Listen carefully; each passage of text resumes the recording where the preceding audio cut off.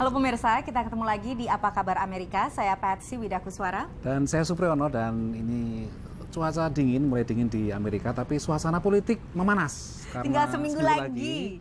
Pilpres yang ditunggu-tunggu. Dan bahkan sebenarnya sekarang sebelum hari ya sudah sebagian kecil warga Amerika sudah melakukan pemilihan suara. Sudah banyak Sudah ya, banyak yang namanya ya. early Early voting voting ini itu katanya jauh lebih banyak daripada tahun-tahun sebelumnya. Mungkin banyak warga Amerika Serikat yang sama seperti kita pria, kayaknya udah agak muak dengan ya. berbagai kampanye politik yang memang tahun 2016 ini agak sedikit berbeda dengan biasanya, jauh lebih sengit, jauh lebih banyak skandal, dan terus terang juga pada momen-momen tertentu banyak komentar-komentar dan retorika yang begitu sengit yang membuat banyak kelompok itu begah dan muak, termasuk salah satunya tentu kelompok Muslim. Kelompok Muslim ya, apalagi kan namanya media sosial justru ternyata kan justru memperkeruh atau memanaskan situasi, meningkatkan ya, karena intensitas ya. Polarisasi yang memang sudah ada sejak Obama menjadi presiden tahun 2008 gitu, semakin terpolarisasi, dan juga kondisi umat Muslim sekarang juga sedang dalam keadaan yang apa ya, mereka selama ini merasa tersudutkan, dan mereka sekarang dalam Pilpres ini ingin menunjukkan diri bahwa kami ingin berpartisipasi aktif di dalam proses politik. Ada sebagian yang melakukan kampanye untuk memilih, ada juga yang sebagian yang mencalonkan diri menjadi kandidat. Mulai tingkat lokal sampai tingkat nasional. Tapi mungkin sedikit gambaran dulu bagi Anda pemirsa yang namanya pemilih Muslim di Amerika Serikat ini. Jumlahnya sebenarnya nggak banyak, berapa, Pri?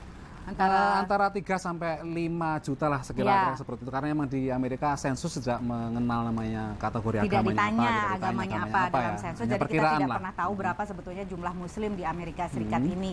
Namun secara historis sampai sebelum serangan 11 September 2001, jadi sampai pemilihan presiden tahun 2000, itu selalu umat Muslim konsisten mendukung Partai Republik, ya, partainya Donald Trump sekarang ini, karena dianggap nilai-nilai konservatif Partai Republik seperti anti aborsi, kemudian anti pernikahan sejenis, dan berbagai isu-isu sosial lainnya dianggap lebih sejalan dengan ajaran agama Islam. Kemudian pasca 9/11 ada perubahan haluan, pergeseran politik yang ada itu mempengaruhi bagaimana warga Muslim Amerika mempersepsikan posisi mereka dalam proses politik gitu. Betul, dan juga mereka tidak suka dengan politik luar negeri yang dijalankan oleh pemerintahan Bush dari tahun 2000 sampai 2008, yang kemudian perang Irak, perang Afghanistan dan sebagainya, dan dianggap menyudutkan umat Muslim. Juga namanya muncul Islamophobia, dan sentimen negatif terhadap Muslim di Amerika juga cukup tinggi ya, kisaran lebih dari 45% sampai sekarang masih terjadi itu. Jadi memang sekarang ini, sementara kubu Demokrat dianggap lebih terbuka dan lebih inklusif terhadap kelompok minoritas,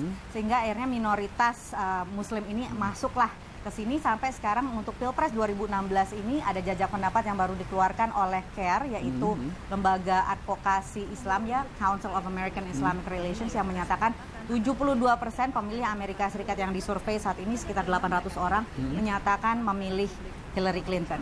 Terus kira-kira seperti apa signifikansi pemilih Muslim terhadap hasil pemilu? Apakah cukup signifikan karena jumlahnya sedikit? Di negara-negara bagian yang disebut sebagai swing state, yaitu negara bagian yang amat sangat ketat persaingannya, bisa battleground, ngeri amat ya, bisa ke kiri, bisa ke kanan, bisa ke Demokrat, bisa ke Republik, itu every vote matter. Setiap suara berpengaruh, termasuk suara minoritas, dan itulah yang sekarang dibidik oleh kedua kubu, khususnya kubu Hillary Clinton yang memang tampaknya lebih terbuka dan lebih inklusif terhadap minoritas. Nah, mungkin seperti di negara bagian Florida ya, yang ada sejumlah warga